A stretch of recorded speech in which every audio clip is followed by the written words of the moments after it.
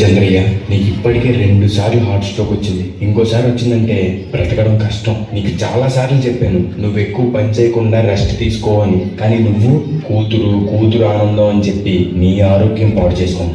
ఇలా అయితే బ్రతకడం కష్టమయ్యా. నా కూతురి ఆనందం కంటే నాకు ఏది ముఖ్యం కాదు. తనని ఆనందంగా ఉంచడంలోనే నేను ఆనందంగా ఉంటాను. నాన్న త్వరగా రా నాన్న, నాకు బాగా ఆకలిస్తుంది. తొందరగా ఇంటికి వెళ్ళిపోదాం.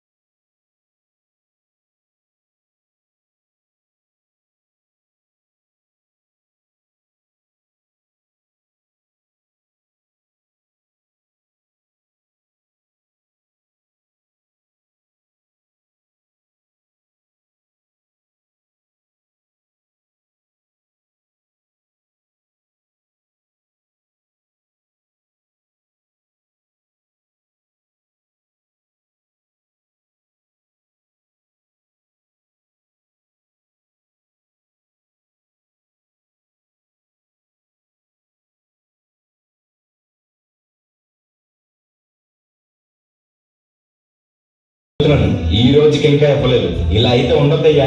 నా ఇల్లు ఇప్పుడే ఈ క్షణమే ఖాళీ చేసి వెళ్ళిపోండి.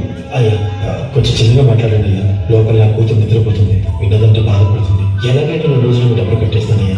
ఏంటి చిన్నగా మాట్లాడాలా? అద్దె కట్టడం చేత కాదు కానీ కూతురు ముందు పరువు కావాల్సి వచ్చిందా? రేపటి కల్లా నా అద్దె డబ్బులు నాకు ఇవ్వకపోతే ఇంట్లో ఒక్క సామాన్లు కూడా ఉండేవాను. ఏమైంది నాన్న? ఏం లేదు, పద పడుకుందాం. నేను మొత్తం విన్నాను నాన్న, నువ్వేం బాధపడకు నాన్న. నేను బాగా చదువుకొని ఒక మంచి ఉద్యోగం చేస్తాను. మనమే ఒక మంచి ఇల్లు కట్టుకొని ఆనందంగా ఉందాం.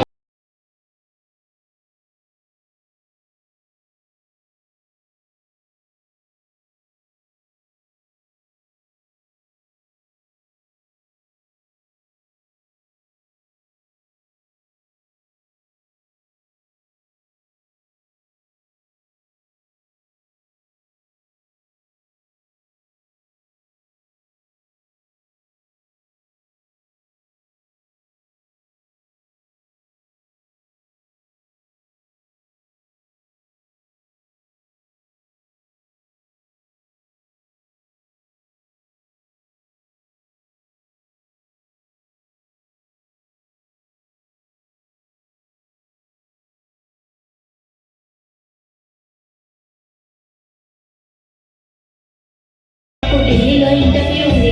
అందులో కానీ నేను సెలెక్ట్ అవుతే 60,000 జీతం వస్తుంది. ఇక మన కష్టాలన్నీ తీరిపోతాయి. హ్యాపీగా బ్రతికేయచ్చు. నీ ప్రశ్నలు ఎవరు బదులుగా. జాగ్రత్త అమ్మా, నీ కోసం ఎదురు చూస్తూ ఉంటాను. త్వరగా వచ్చేవా? ఖచ్చితంగా ఆ జాబ్ ని సంపాదించే వస్తా. ఏ గాలు తరుముతుంటే అల్లరిగా. మరి నేను వెళ్ళొస్తాను నాన్న, నువ్వు జాగ్రత్తగా ఉండు. ఆగాలు తెలియదంటే చెల్లెలుగా. ఈ జాబ్ నాకు చాలా అవసరం. మా నాన్న నా కోసం ఎంతో కష్టపడ్డాడు. మా నాన్నని హ్యాపీగా ఉంచాలంటే ఈ జాబ్ నాకు రావాలి. బతుకంటే బడి చదువా, అనుకుంటే అతి సులువా. నా బంగారు తల్లి, నేను పని చేయట్లేదు, డబ్బులకి ఇబ్బంది పడుతున్నా అని తాను జాబ్ చేస్తా అని. చదువా, అనుకుంటే అతి సులువా. నా బంగారు తల్లి, నేను పని చేయట్లేదు, డబ్బులకి ఇబ్బంది పడుతున్నా అని తాను జాబ్ చేస్తా అని ఇంటర్వ్యూకి వెళ్ళింది. సర్లే, నేను ఇంకా ఎన్ని రోజులు బ్రతుకుతానో కూడా తెలియదు. తనకి జాబ్ వస్తే తనే హ్యాపీగా ఉంటుంది. నా పాపకి జాబ్ వస్తుంది, దేవుడు ఉన్నాడు, జాబ్ ఖచ్చితంగా వస్తుంది, ఖచ్చితంగా.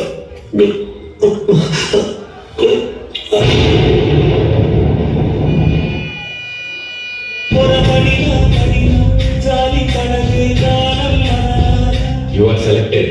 నీకు ఈ జాబ్ వచ్చింది. Thank you so much sir. నాకు జాబ్ వచ్చిందని తెలిస్తే మా నాన్న చాలా హ్యాపీగా ఫీల్ అవుతారు. ఇప్పుడే ఈ విషయం మా నాన్నకు చెప్పాలి. ఏంటి నాన్న ఫోన్ లిఫ్ట్ చేయట్లేదు? సరేలే, డైరెక్ట్ గా వెళ్ళి సర్ప్రైజ్ చేద్దాం. ఆయన హ్యాపీగా ఫీల్ అవ్వడం నేను కళ్ళారా చూడాలి. ఒక నిమిషం కూడా ఆగిపోలేను వచ్చేదాకా.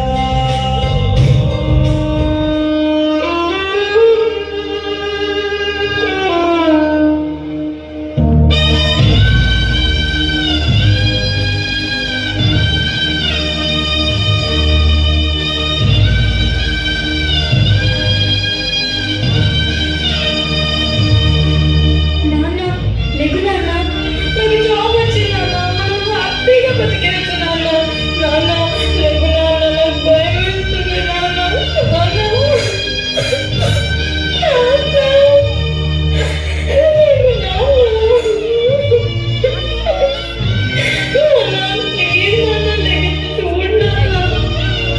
అందులో కానీ నిజంగా 60,000